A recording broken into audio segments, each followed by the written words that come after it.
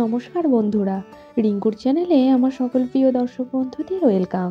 আজকে আমার রেসিপি ফুলকপির চচ্চড়ি, যেটা শীতের রাতে রুটি কিংবা পরোটার সাথে খেতে ভীষণই ভালো লাগবে। আপনি যদি আমার চ্যানেলে নতুন দর্শক বন্ধু হয়ে থাকেন তাহলে প্লিজ আমার চ্যানেলটিকে সাবস্ক্রাইব করে পাশে থাকার অনুরোধ রইল।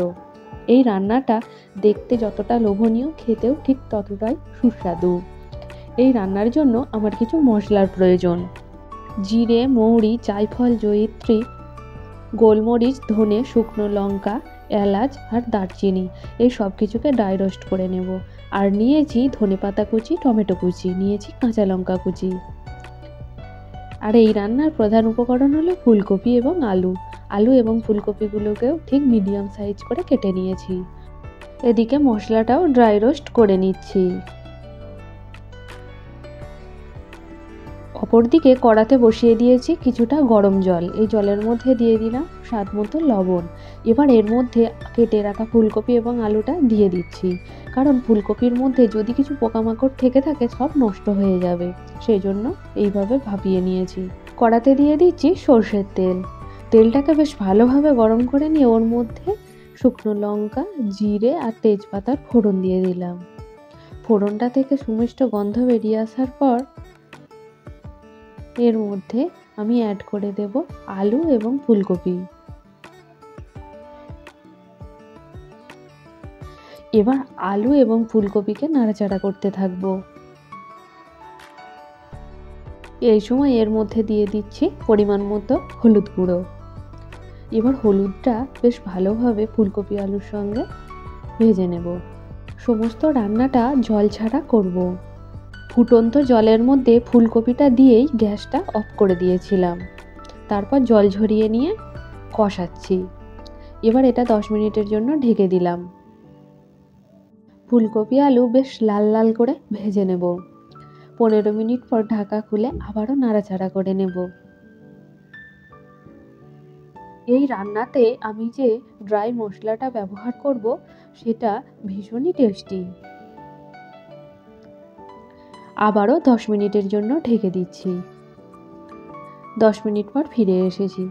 দেখুন ফুলকপি এবং আলুর গায়ে রং ধরতে শুরু করেছে। এগুলোকে একেবারে লাল লাল করে ভেজে নেব। আমার এই রেসিপিটার যদি কোনো অংশও আপনাদের ভালো লেগে থাকে প্লিজ কমেন্টের মাধ্যমে আমাকে জানাবেন।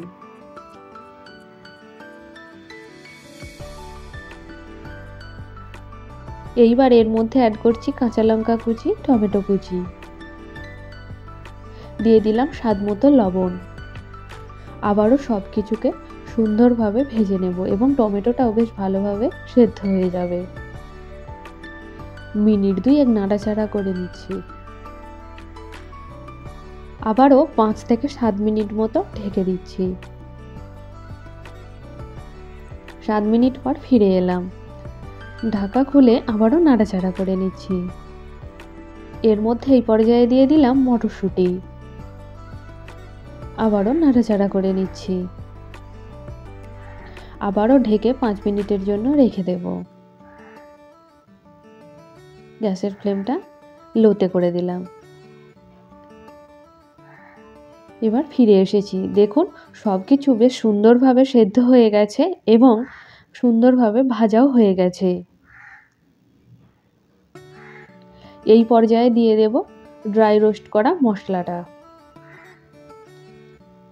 এখানে আমি 2 টেবিল চামচ মতো মশলাটা ব্যবহার করছি। ওপর থেকে ছড়িয়ে দিচ্ছি ধনেপাতা কুচি। আবারও সব কিছুকে বেশ ভালোভাবে মিশিয়ে নিচ্ছি। দেখুন রান্নাটা কি অপূর্ব দেখতে হয়েছে। আমার এই রেসিপিটা বাড়ির সকলেই আঙুল চেটে পুটে খেয়েছিল। আপনারাও বাড়িতে অবশ্যই একবার ট্রাই করে দেখতে পারেন। ফুলকপির ছেঁচকি রেডি হয়ে গেছে। এবার আলাদা একটি পাত্রে নামিয়ে নেব। আমার আজকের এই রেসিপিটা আপনাদের কেমন লাগলো অবশ্যই কমেন্টের মাধ্যমে আমাকে জানাবেন। ভালো লাগলে একটা লাইক করবেন। আজকে এ পর্যন্তই। আবার আপনাদের সাথে দেখা হবে অন্য একটি পর্বে, অন্য একটি নতুন রেসিপির সাথে। ততক্ষণ আপনারা সকলেই আমার পাশে থাকবেন, সাবধানে থাকবেন এবং সুস্থ থাকবেন। ধন্যবাদ।